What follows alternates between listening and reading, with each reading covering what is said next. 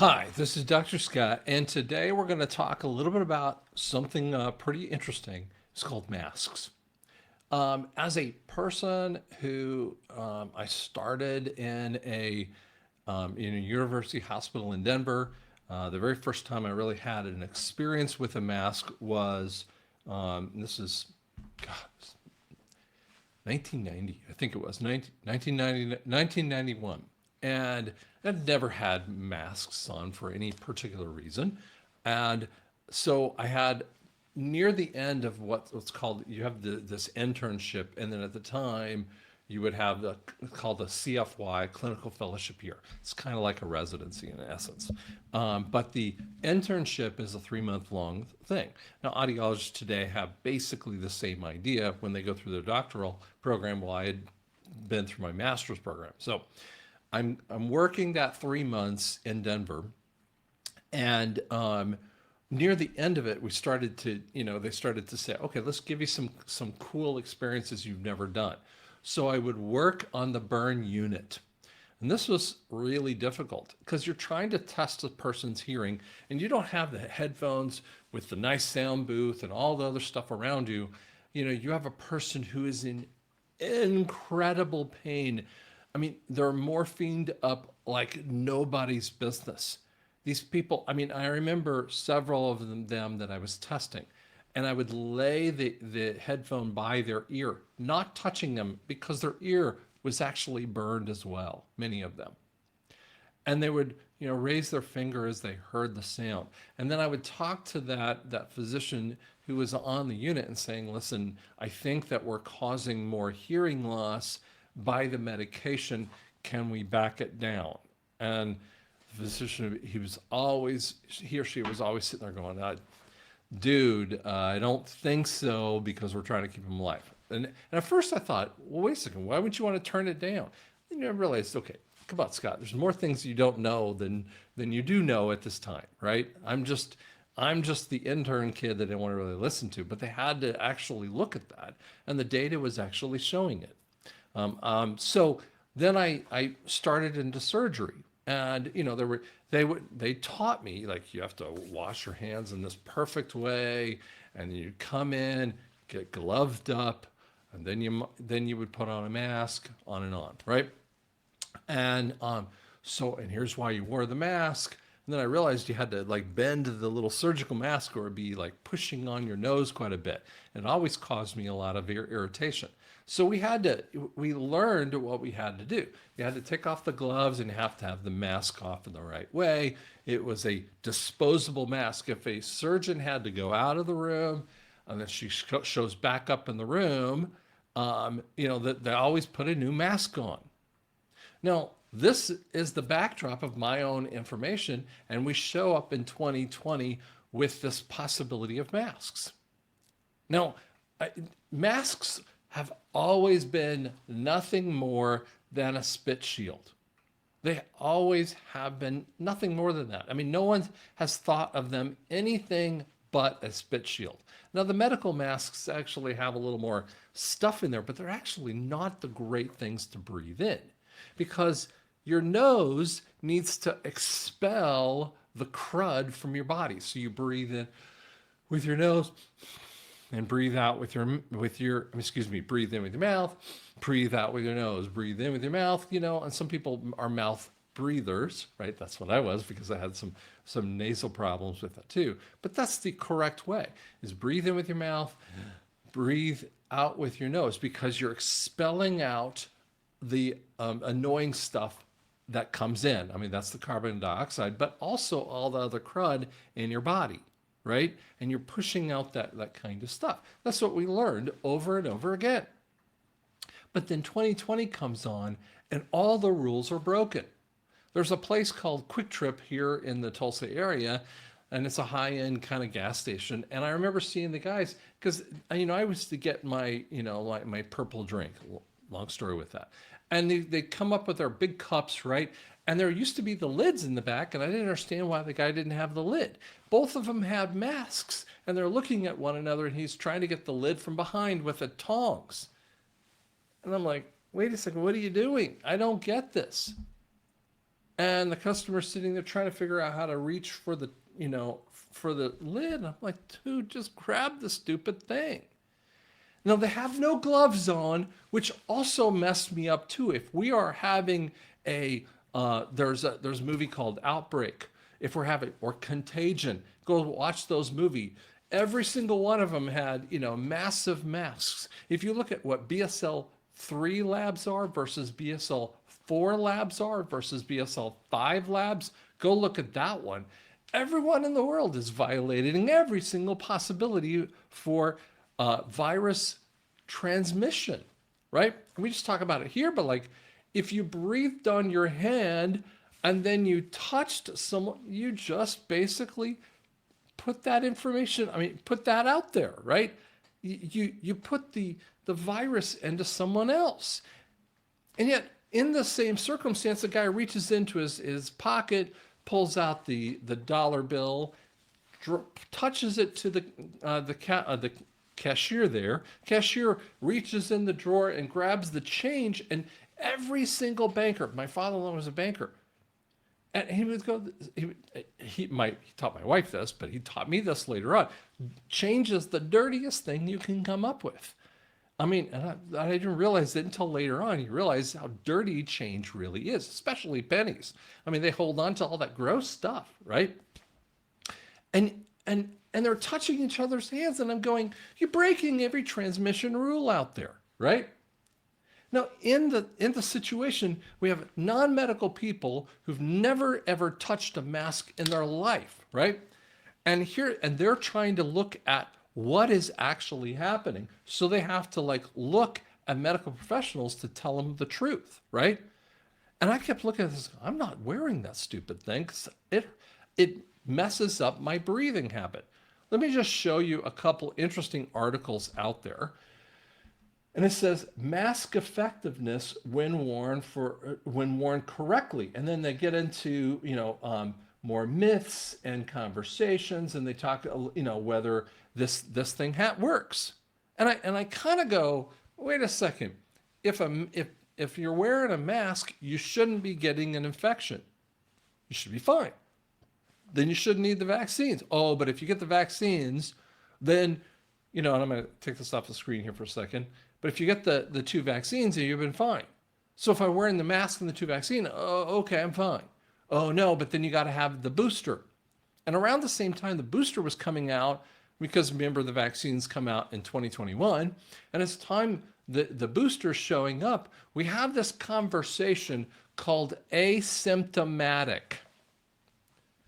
Let me show you what they start talking about here with asymptomatic, which is the literal dumbest statement in the history of the world. Let me pull this up here again on the screen and show you what I mean here. Sorry, it takes a second.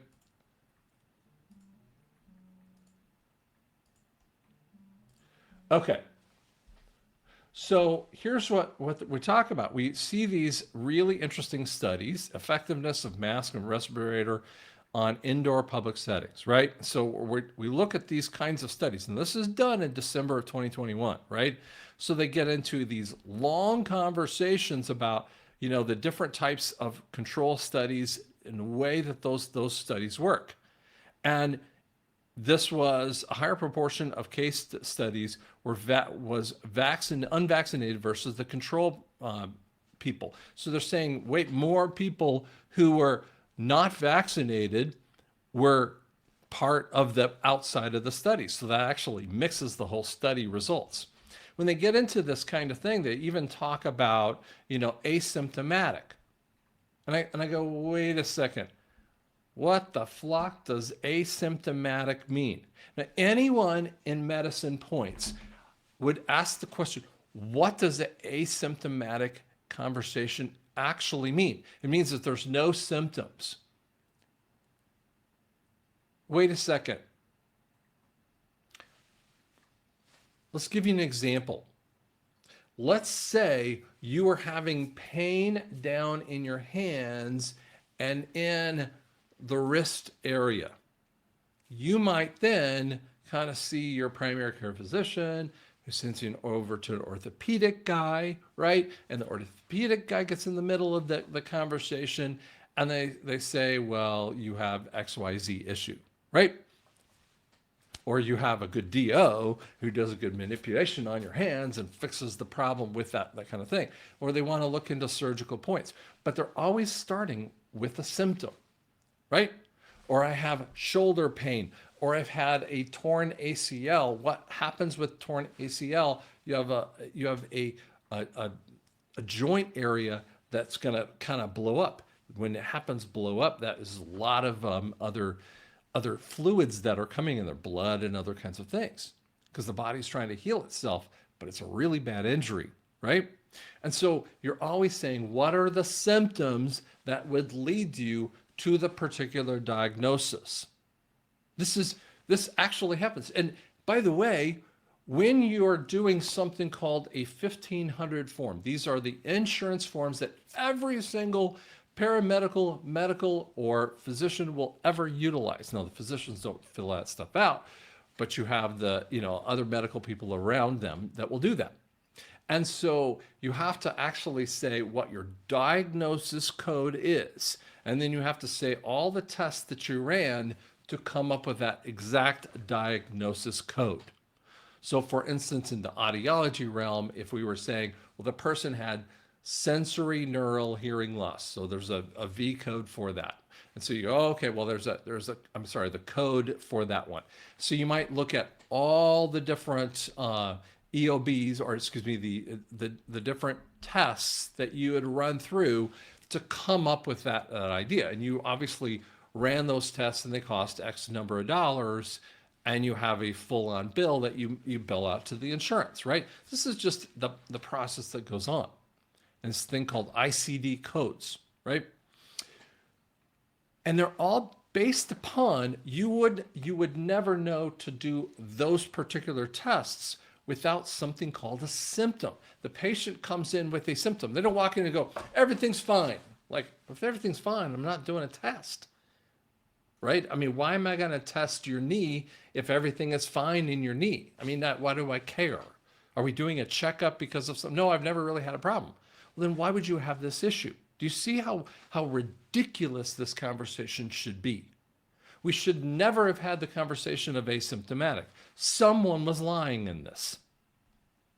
And here's what I want you to see. Everyone that you can look at, and I'm going to show you back on the screen here again, would tell you that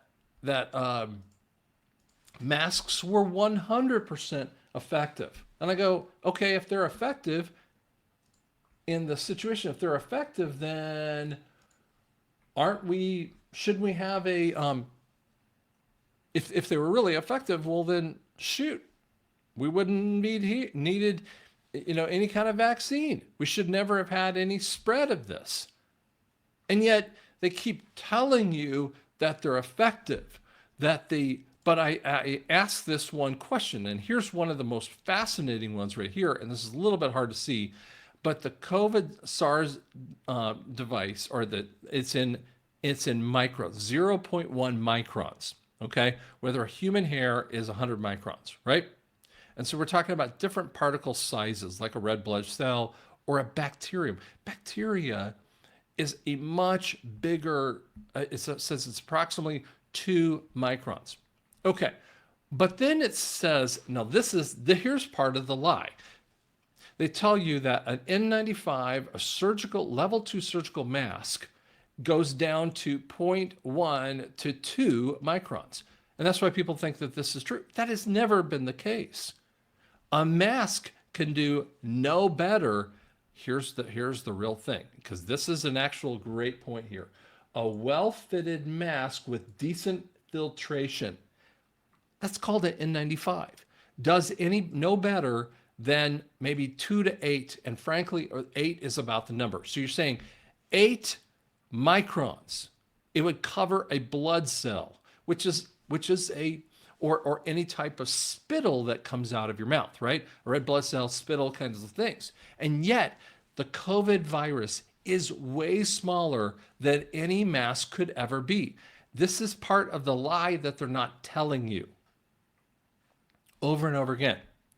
let's show you graphically on the screen what I'm saying here. So graphically, we're going to show you this guy. This guy does a great job with this. Above and keep my glasses from fogging.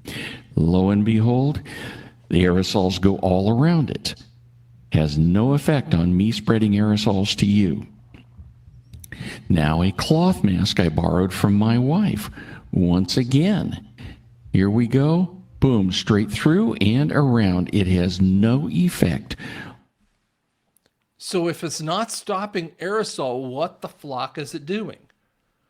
Now let me show you on another kind of area here. When you drink bottled water, you're consuming microplastics, up to 300 microplastics every time, and up to 130,000 microplastics per year. So I'm looking into what these masks are made of, especially ones you could buy at Walmart, and a majority of them consist of recycled plastic. So what are the chances that we're inhaling microplastic all day long? Disregarding all these little fibers that are hanging off, but actual microplastics that we're inhaling directly into our lungs. Never mind, I looked it up, and yes, you are inhaling microplastics.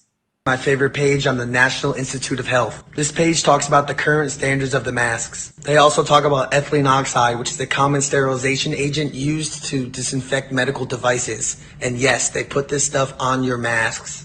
And according to the EPA, long-term exposure to ethylene oxide in humans can cause irritation in the eyes, nose, throat, lungs, and damage to the brain and nervous system. So wait a second.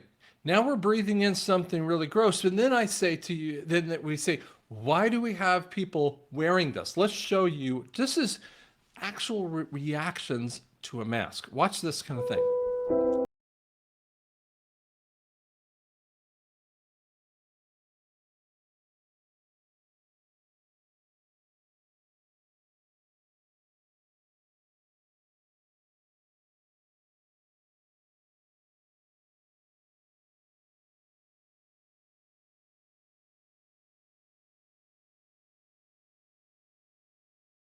You say, yo, they can breathe just fine. Are you sure about that? Then I want to show you the level of the scam, because there is a scam here. Watch this one.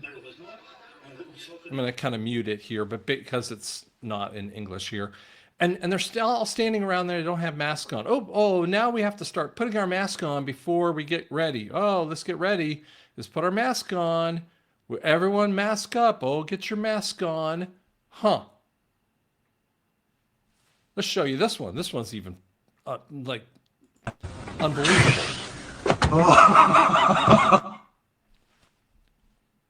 Wait a second. Let's do that again. I want you, without listening to the guys, puts a little thing on there. They'll have the mask on and they rip it off as soon as the camera goes away. Wait, what? This is when I look at the circumstance, and this is my kind of look here. Sorry, it's not perfect here. This is me going, huh? Make it make sense. Then we did this, and so here's what the kids had to deal with this stuff too.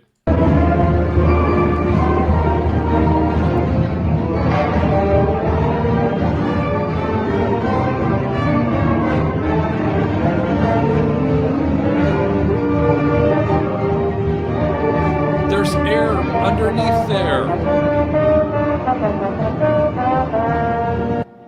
Come on. Doesn't that like make you say, wait a second? It even gets stupider when we see this.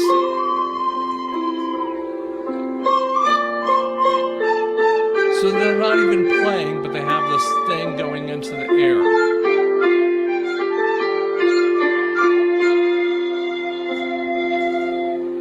What?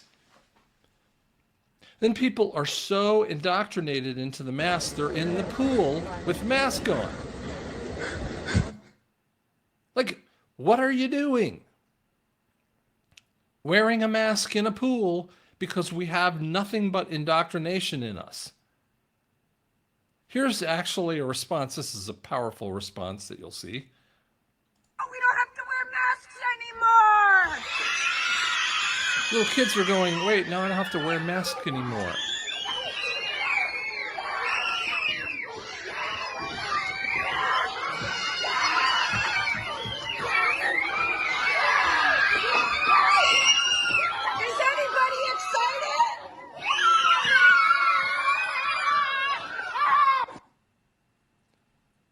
And we just are missing what we're doing to the kids around us. Now I'm going to show you a couple of videos. I couldn't load them up here easily without putting it out there. You have a mask?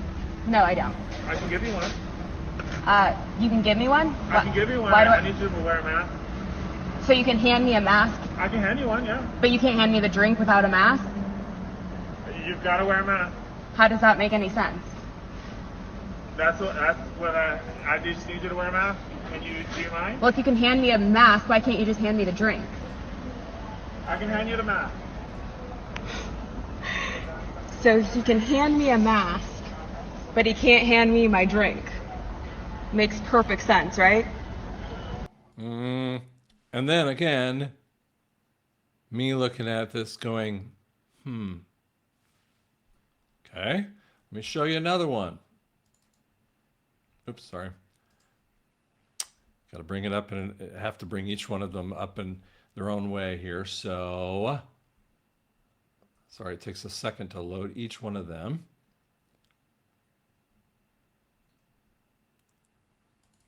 Oops, sorry. Pulled up the wrong one there. Sorry, it takes me a second. It's because you can't load more than about 10 of them at a time with that too.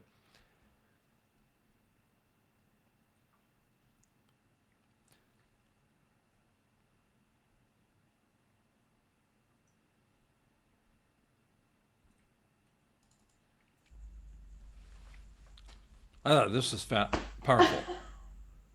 Like, even a kid's going, huh? Why am I going to do that? Now, this is actually found, I loved this one. Oops. I loved this one and what they were doing and how this was a response. And I hadn't seen anything like this in this kind of way.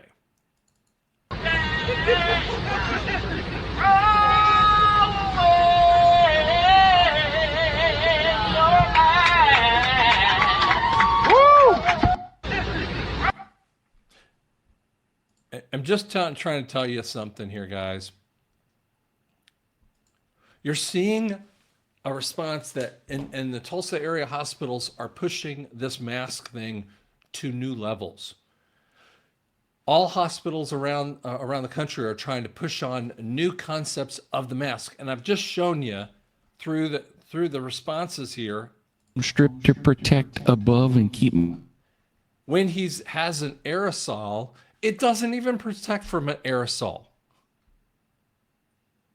It's a spit shield at best situation that we can come up with. And even a better fitted mask that they tell you is okay and is effective for usage, it blows it out of the water over and over again. And again, I keep saying to people, make it make sense. Why do we have things that don't make sense? Because if I've worn my mask, why would I need the vaccine? Why would I need the vaccine and the masks and why would I need a COVID booster? Why would I be worried about it if it's asymptomatic? Then I couldn't even know about it. And if I've taken all the boosters, why are we seeing some people who have more and more significance to this, to the ringing in their ears? And I'm going to tell you something fascinating, just going back to this one. Now, this woman had to wear this no matter what happens. But as a person who has hearing loss, me, to other people who have hearing loss, 50 to 60% of all information comes upon the face. And I didn't even bring up this meme here, but the powerful point here that we look at, we say, wait a second, this can't make sense in any way, shape, and form. I'm going to show you this. This is a new study that was done, well, actually done about a year ago. NIH suggests that N95 masks may expose the wearers to dangerous levels of toxic compounds. Huh, you don't say. This is a physician, a surgeon. I don't know what the flock was going on in here. Not even wearing it correctly. I've seen numerous cases that people have the mask sitting around their nose. Actually, here's here's another powerful point out here too.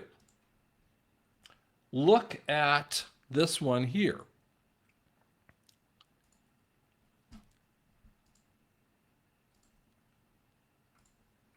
And this is just, some kids on a college campus, right? And she's wearing what? Like a wrap around her face? I mean, in Tulsa here recently, it's been like down to, 18 degrees, which is a lot colder than other places because we have more humidity, right? Or we have way more humidity, which reduces the temperature. So I'm walking up to the state capitol on Tuesday morning, and normally I just wear my leather coat, right? But I had my scarf around me, the same kind of scarf she has. I'm just breathing in so I could keep the heat in me, right? And yet that messes with the people's ability to understand. There's a lot of understanding that you miss when you don't see this. You miss communication points out here. So here's another thing I want you to realize is that we have communication that is dropped away so dramatically from people that we can't communicate. They don't want you to communicate. I go, wait a second. These masks don't work and the vaccine is causing injuries. So why are we doing all of this stuff? Again, make it make sense, because none of anything that we're talking about makes any sense. You should be asking questions of everyone around you. Why does the mask work? Why would I need a vaccine if the mask worked? Simple question that no one wants to seem to answer. And the answer is none of those things work anyway. Thanks for listening.